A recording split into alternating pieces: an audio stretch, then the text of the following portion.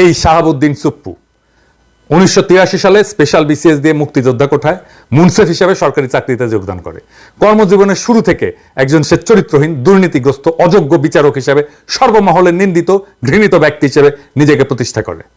কর্মজীবনে এমন এমন জায়গায় সে নিয়োগ নিত যেখানে ঘুষ খাওয়া যায় এবং উচ্চ মূল্যে রায় বিক্রি করা যায়। ওই রকম জায়গাগুলোতে বা স্টেশনগুলোতে ট্রান্সফার হয়ে প্রভূত বিত্ত বৈভবের মালিক হয়েছে এই চুপ্পু। বিচারকের চাকরি থেকে অবসরে যাওয়ার পরে দুর্নীতির মহারানী শেখ হাসিনা তাকে দুদকের কমিশনার পদে নিয়োগ দেয়। এইখানে তার কাজ ছিল চাঁদাবাজি করা, এবং চাঁদাবাজি করতো এই আইন মন্ত্রীর সাথে মিলে, হাসিনার আইন মন্ত্রীর সাথে মিলে।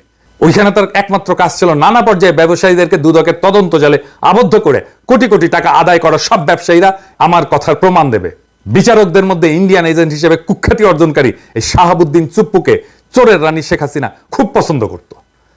চাকরি জীবনের সকল পর্বে ফ্যাসিস্ট শাসক শেখ মুজিবের